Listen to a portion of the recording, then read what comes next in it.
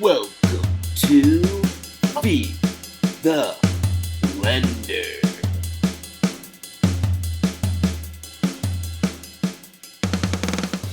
All right, fellas, welcome to another episode of Feed the Blender. Big Zerch here on the host. Got C Tipsy and Big Kai here. What episode? Like what? 4.5? 5.5? No, we should be at 6 now. Well, Maybe 7. It could be 7. never learned how to count, so it makes sense. We've done 6 divisions, so yeah, this would be our 7th episode. Fair enough. Just running through, week one reactions. Pretty exciting week to start off. First week of the NBA season here. Get, I guess, right into it. A lot of big returns opening week here. Zion's back after missing basically all of last year. Kawhi's back after missing all of last year. Jamal Murray made his season debut for the Nuggets again. Yep. Just a really exciting time, I feel, for the NBA. And god damn, do the Pelicans look good to start. Yeah, they look very, very deep. They can kind of beat you in a ton of different ways. And obviously Zion and Brandon Ingram both went out in game 3. I think Zion's was some sort of contusion on his hip. Brian Windhorst put it as if it was a butt bruise, so we'll go with that. And then Ingram entered concussion protocols, but even without those two superstars, they were still able to get it done. They won last night, had a ton of different guys like Trey Murphy step up. I think he went like 100% from the field. Like the Pelicans are who we thought they were. CJ McCollum is unstoppable on the offensive end. Yeah, This is a good team. Yeah, McCollum hit 2 threes down the stretch there to basically win them the game, which was awesome to see. That game last night was super exciting, again, with the Pelicans being shorthanded. I'm not gonna lie, I watched that Zion injury live, and that and the AD fall that he had opening night, or maybe game 2, very, very similar. They just fell flat on their back, and I don't know, that's just super scary to see, as of how injury prone those two have been these last 2 seasons. So I'm glad to hear that. I mean, AD hasn't missed any time besides for that little bit of that game in game 1, and then I don't know what Zion's timeline looks like to return, but as you said, or as Wendy hinted to, it's just a bruise. So, yeah, he didn't play last night, but I'd assume he'll be back in probably 3 to 4 games. Yeah, but he looked really good to start. Kawhi looked super efficient, off the bench too. Yeah, I think they're going to use and abuse, I think, Kawhi off the bench until they absolutely need him to start playing 30 to 35 minutes, which I don't really envision until the second half of the season. But yeah, with how good they look, they don't need him to be playing really. You did touch on AD. We'll just quickly say the Lakers are horrible. 0 outside shooting. Shooting 27% from 3 through 3 games. So yeah, LeBron's kind of in full do whatever mode. He shot 9 threes. He went 2 for 9. Yeah, he went 2 for 9. Yeah. And Zach Lowe hinted to it on Monday's pod that he's shot the most threes through 3 games he shot the most threes through 3 games that he has in his entire career. So he's already in hucking mode. So that's mildly concerning for the Lakers season, but whatever. Yeah, and I don't want to sit here and talk about the Lakers. They're right. It's a broken record at this point. Yeah, I mean, Boston looks every bit as good as we thought they were going to be. They kind of just came back in, beat Philly on opening night, and just right back into the swing of things, just where they left off last season. So yeah, out of the 0-3 or Wendy talked about it, or Zach Lowe talked about it, between Brooklyn, Philly, and LA, they're 1-9 to start. But out of all 3 of those teams that are not looking great to start, I'm the least concerned about Philly. I think they'll definitely figure it out sooner rather than later. And Harden looks good. Is he the same explosive Harden that we've seen in the past? No. But he's still looking really efficient. He's distributing the ball well. I think Philly will end up being just fine. I think they'll have the same, or not like same approach, but I think they'll have like the same sort of outcome as like Boston had last year, where they'll start pretty slow and then like the second half of the year will come around and they'll pull together and make like a serious like playoff run. So yeah, Philly looks good. Obviously, Embiid looks sluggish, but that's to be expected. As you said, Harden looks really good. I mean, he looks all NBA caliber this year, which is kind of what they needed from him. They obviously need to play a bit faster if they're going to want to win games here. The ISO ball is too heavy at times. The offense is too stagnant. They brought in shooters to surround both Embiid and Harden. You got to speed the ball up to properly, use those guys that you brought in, like Daniel House and PJ Tucker. Yeah, and House is off to like a slow start this year, right? Like through 3 games. So, and like a lot of this is hard to look at, right? Because I mean, small sample size. They had their first like full off season in a while. Like, it's all a learning curve because again, they brought in a lot of new faces to that team. So, not super concerned about Philly. Brooklyn and LA I'm concerned about, but Brooklyn defensively just terrible, like worse in the historically league. Bad. Worse in the league. Claxton Simmons as a duo on the defensive end and in the offensive end, it's just hard to watch. New Orleans lit them up, and Memphis lit them up. Memphis took it to the rack whenever they wanted. Desmond Bane dropped like 38 on them. So 8 for 11 from 3. I mean, you just can't have that. You're not going to win games in the NBA if you're letting your opponent off that easy. So no, and to segue into like LA, like the concerning thing is like they're number 1 in the league right now in terms of like points per game that they let up. Like they're the best defense in the league right now. But you can only maintain that for so long without winning any games. Yeah. Like they're at some point they're just going to say screw this, we're done, and it's just going to be them tanking. And for them it's not even worth to tank because New Orleans still has their first round pick. So they could be really bad and New Orleans reaps the benefit of that. So like they have to be competitive in some way, shape, or form, or they're basically chalked for the next several years to come. Yeah. No, and I agree. I mean, they're the Lakers. We knew this was going to happen going into the season, and Westbrook obviously is just a bad fit with this roster. So you can basically blitz 2 at LeBron, and guys aren't hitting open shots, so it's not a risk. No. To send 2 at LeBron or AD. So defenses are doing it, and it's successful 9 times out of 10. Yep. We should definitely touch on Donovan Mitchell's really impressive start to the year. Watched him single-handedly torch the Bulls. Like he missed his first 3 shots last week Saturday against the Bulls, and then proceeded to put up 15 points in the first half and finished with like 31. I think like he's averaging 33 on the year. Yeah, he's looked very good to start. Like 33, 5, and 7. He is. Yeah, very. I don't know what the record is. I assume they're 2-1. They're 2-1. Which is impressive considering Garland got knocked out game 1 because I think he was poked in the eye, so he's got like some sort of like laceration on one of his eyes. But yeah, Cleveland looks really good. They're efficient. Like the Bulls started hot in the game on Saturday when the Cavs were playing man, and then they switched to a 2-3 zone, and Chicago had no answer at all. Yeah, so, that Mobley Jared Allen combination is so deadly. Yeah, and Jared Allen honestly looks better to start so far this year than Mobley. Again, small sample size, but he's looked really good offensively, which is kind of like where you would have expected like Mobley to be to start the year, but definitely different roles offensively. Yeah, 100%. But yeah, we watched that game. They squeaked out a win in overtime over Washington, Washington's a pretty scrappy team. I mean, you got Bradley Beal and Kyle Kuzma and Porzingis, so it's not necessarily like a scheduled W. Like, I mean, that's a solid start of the year win. Right, and I mean, those 3 dudes can give you 70. For sure. And yeah, I mean, Kyle Kuzma's looked super good so far. So, but yeah, I mean, Cleveland looks good. Toronto looks pretty all right. I mean, they're gonna squeak out a bunch of wins just because they played that hard.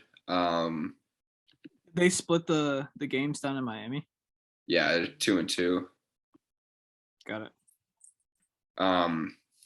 Phoenix blew out Golden State last night. Klay Thompson and Devin Booker had some choice words for each other, resulting in an ejection for Klay Thompson. I can only imagine he was telling Booker that he had 4 rings opposed to Booker's 0. So can't really argue with that.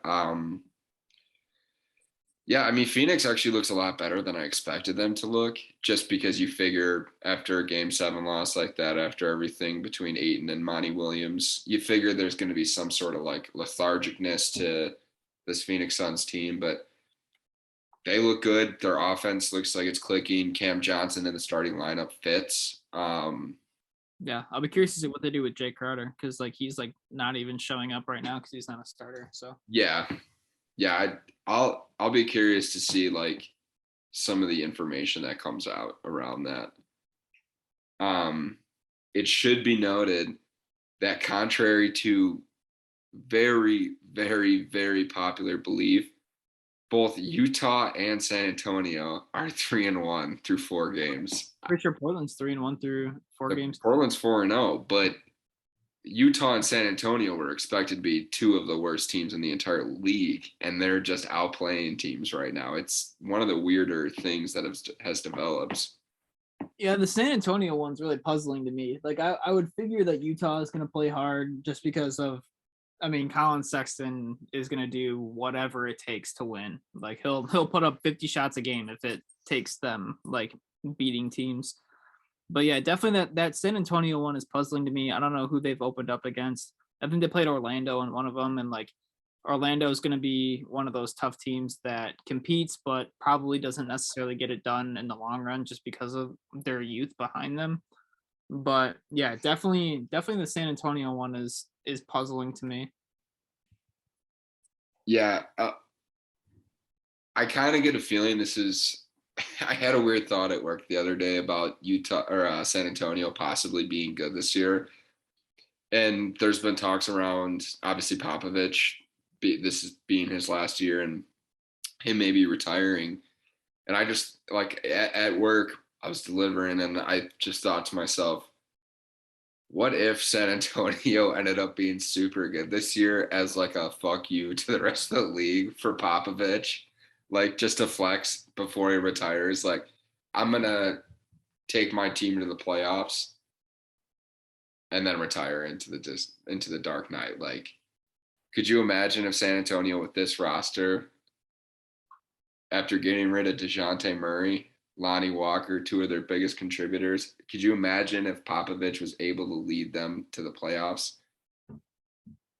Yeah, it'd be interesting. I would love to see like Pop go out on like a higher note. Like, Right?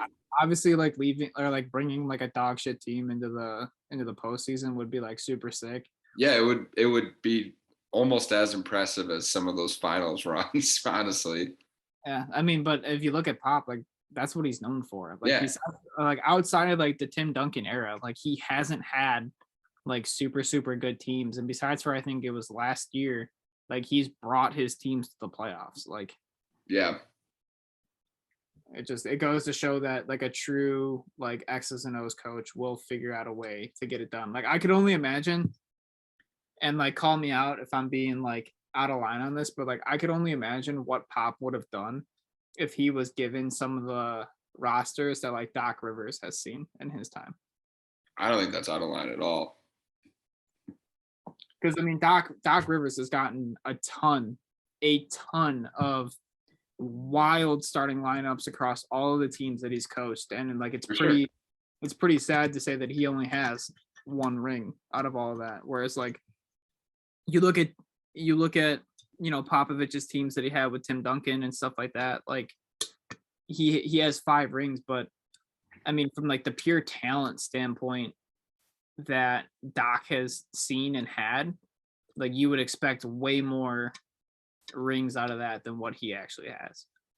Yeah, I'll say this to that point, as our good colleague KZ always says, winning championships in the NBA is very hard. So the fact that he's got one is more than enough.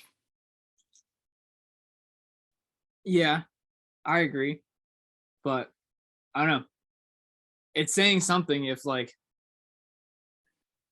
it's saying something that like if Ty Lue or if Coach Bud like gets another ring here in their like tenure, like you would never ever like look to think and say that like Ty Lue is a more like you never like go to say that like, he has more like stature behind like what he's brought to organizations and Yeah, stuff than Doc. But in like terms of accolades and like accolades in like all time, yes, Doc Rivers is a better coach all time than Ty Lue. But like talent wise, as a head coach, Ty Lue is definitely in the discussion of a top 5 head coach in the NBA. I mean, he's done a lot. And well yeah, currently, but I'm just saying like Doc Rivers, his he's paved the way for so many different coaches in the league, and like he's always been given like incredibly like deep rosters for the most part, and for him yeah, going but even those Clippers teams, it was a lot of that was injury. Like Blake Griffin and Chris Paul couldn't stay on the court together, and a lot of that was there before, like the animosity between the parties. A lot of that was there before Doc Rivers got there. yeah So like he walked into a situation that was already broken, and he tried to make amends, and it just didn't work out. I mean, that's you can go down that team, and that's one of the biggest what ifs in NBA history for a team to be so good for so many years and not get it done in the postseason. yeah I mean, and Chris Paul was played for the longest time by the first round of the playoffs, so it's Yeah, tough. I don't know. It's tough to compare. He went to the Western Conference Finals when he was on the Hornets, but And on the Clippers, the Clippers, yeah, did they they made, ever? they made one. They made one, Yeah, but I believe he got hurt in the second round because that was the year they beat at San Antonio, right? I think so. Then it would have been Houston in the second round. Looking it up. But yeah, I mean, how did we get here? Was it Greg Popovich? Yeah. Casey, I mean, I quoted you about how tough it is to win a championship. What do you have to say in this matter? I mean, I'll agree with you. Like, it would be really cool to watch Popovich, go pretty far again. And to Doc Rivers' point, I mean, I like Zach's idea that like seeing Ty Lue or Coach Bud win another one, suddenly it's like, holy cow, like these dudes Right. have 2 rings now, and someone who's been around and had those stacked teams and all that and the depth has won still. Does it say something about the players that were on those teams, or does it say more about the coaching? Which one is it? That's a And good point. I mean, Yeah, because when you think about it, one of the main points that's used against Chris Paul all the time is the fact that he hasn't won a ring. So are we grouping that into them both not winning a ring, or is it one person's fault or the other person's fault? Like I have a hard time not taking context and like a situational context into account when I'm talking about a head coach being an all-time great, which Doc Rivers is. He is, yes, but like the tricky part is he's an all-time great, but like I don't consider Ty Lue or Coach Bud like an all-time great in that sense, and like they have potential to get another ring in theory before Doc Rivers, and Doc Rivers has been to the finals with Boston multiple times, and then past that he hasn't done. He hasn't been able to back it up. I mean, he's made the Western Conference Finals with the Clippers, and they weren't able to get it done. So it's just like it's tough to say. I don't know. Like I don't disrespect anything that like Doc has done. It's just like it's hard to. At what point do you like tribute the lack thereof of like success to those teams to Doc. Yeah, and I will say this: Coach Bud is probably going to be a Hall of Fame coach. His regular season record, on top of him winning a championship in Milwaukee, that's enough to get him into the Hall of Fame. And then Ty Lue obviously already has a ring. And if he gets another one with the Clippers, stays in the league for a long time because he's a relatively young man, who's to say that he's also not a Hall of Fame? Like we're comparing coaches that might be like really similar at the end of their careers, because Doc still has a lot left too. Like, I don't know. Yeah, I don't know. I just like if you're looking at like the coaching like pedestal right now, like a lot of these coaches are excluding like Pop and Doc, like we're in an era, I feel as if like all of like the head coaches right now are like relatively young. You know what I mean? Like, Yeah. I mean, and then like when you think about the best coaches in the league, it obviously Spoelstra, Kerr, Doc, Popovich, Nick Nurse. yep. Bud, like, there's some great head coaches in the league, but I don't know. And outside, I'm sorry, but like outside of like Steve Kerr and Popovich, nobody else has multiple rings. Spoelstra does. Spoelstra has 2. Stop talking about coaches all time here, and then just run through a couple more fun things, and we'll get out of here. We subtly touched on Portland's hot start. They're 4-0. I didn't think they were going to be this good. I don't think either of you guys thought they were going to be this good. I don't think anyone outside of this Portland franchise thought they were going to be this good so far. And here we are. Portland, led by Damian fucking Lillard, is every bit of just every stroke of genius that this guy does on the court just still amazes me for some reason. I shouldn't be amazed because he's just that good. He's a first ballot Hall of Famer. This offense is amazing. Shaedon Sharp, they've seemed to hit on. I mean, he looks brilliant so far. They're really long. Jeremiah Grant has played really well. Anthony Simmons has played really well. I mean, what's there not to say about this team? This Portland team actually is looking awesome so far. Yeah. I mean, they've gotten it done. I don't envision that they maintain this same success rate through the entire year. Like, I feel like they're going to start hot and then they'll eventually fizzle out. But I don't know. They've been fun to watch so far. So I don't know who they played in the first 2 games, but like beating the Lakers isn't anything impressive. But I'm gonna pull it up, but I'm pretty sure it was legit. I know they beat Denver last night. They beat Phoenix in the first game. okay, so not bad team so far then. They beat Sacramento. So, yeah, I mean, it's a good team. They look really good. We'll see if defensively they can hold up. That's always been a huge problem for Portland teams. So, yeah, we'll see. They look awesome so far, and so does Damian Lillard, and it's really good for the NBA if Damian Lillard looks awesome. So, just really good for the NBA to see like small market teams being competitive. So, for sure. Speaking of small market teams being competitive, Memphis also off to a 3-1 start. John Morant and Desmond Bane. My golly.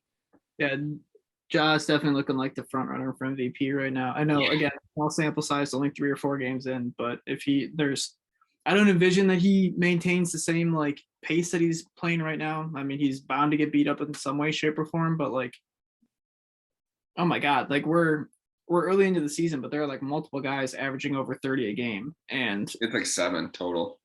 Yeah. And I mean, Ja's leading the way at 35, which is bananas.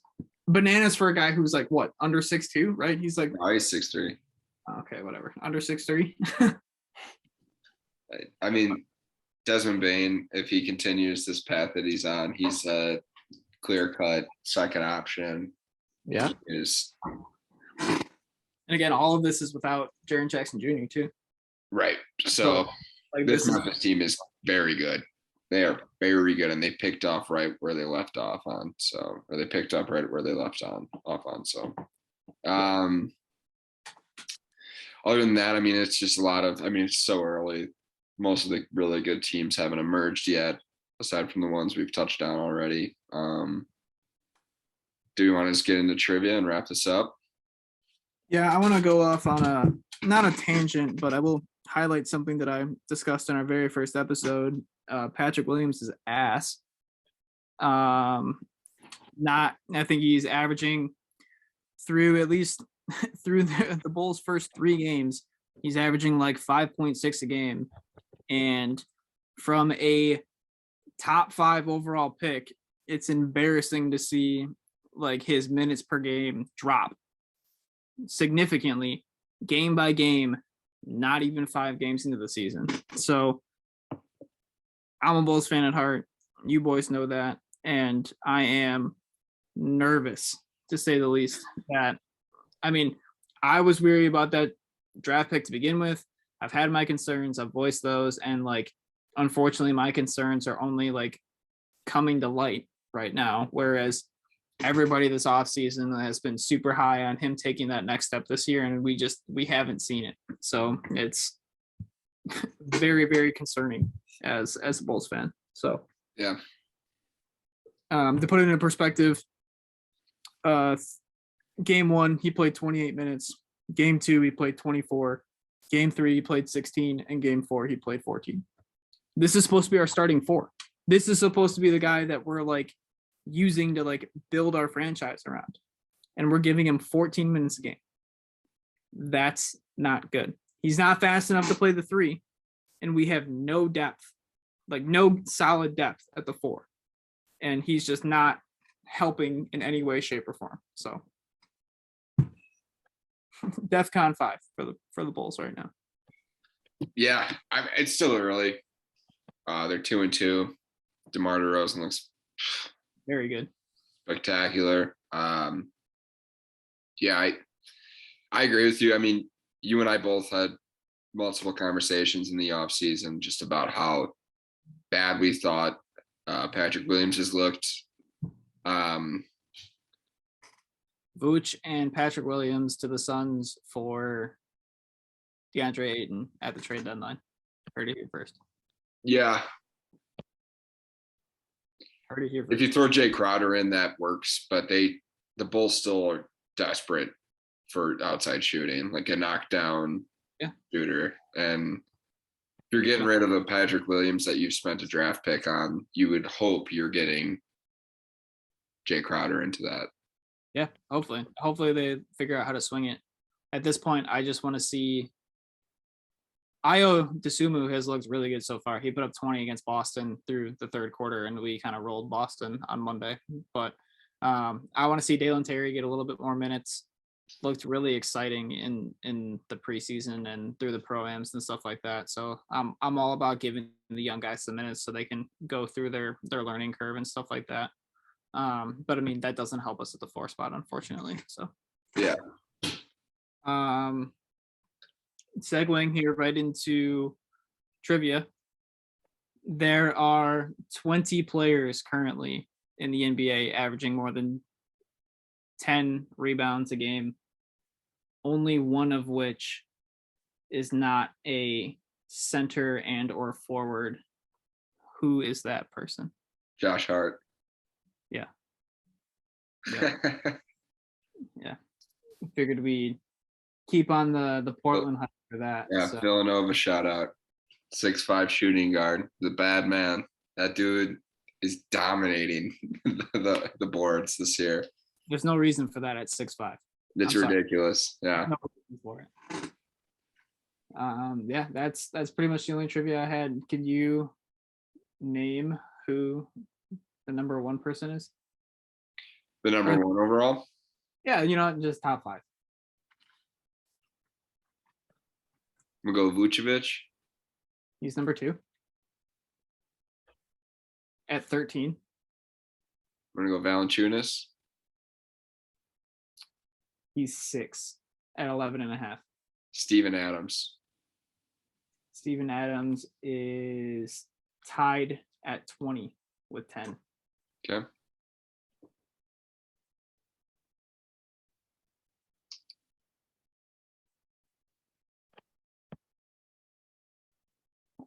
One of which is playing right now.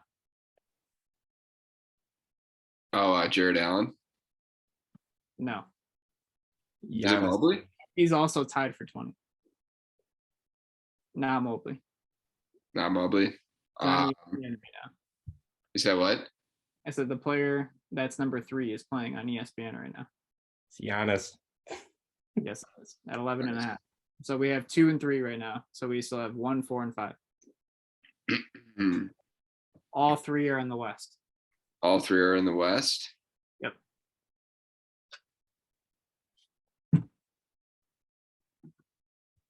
That's a bid count, dude. You're disgusting.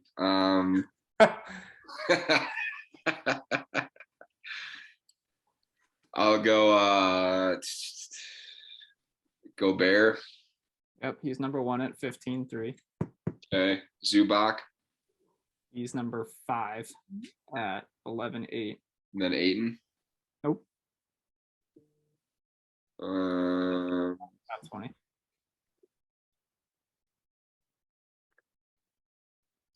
Not a team that we've discussed already. Jokic. He's not top 5. He's number 14 currently. Can't be Kevon Looney. Nope. You're gonna be pissed. Is it AD? Nope. Christian Wood? Nope. Yusuf. Yep. Is it, it's Nurkic? Yeah. Wow. So Portland has 2 guys averaging more than 10 boards a game right now, which usually translates to wins. It So would have been 3 if they didn't cut Jared Rhoden, but anyways. well, I mean, he would have been averaging 30 points a game, 30 boards, maybe 15 assists, like just bananas numbers, but What a bonehead move by that front office, huh? so not haram. So, all righty. Well, until next week, cheers, boys. Cheers. Good seeing you guys. Yep. Love gotta the have NBA. Go Bucks. Next week for some NFL halfway discussions. KZ will be He's got all talking. opinions on the Packers, so Get ready. Get ready. Maybe All right. we'll have Aaron Rodgers on. maybe That would be the day. All righty.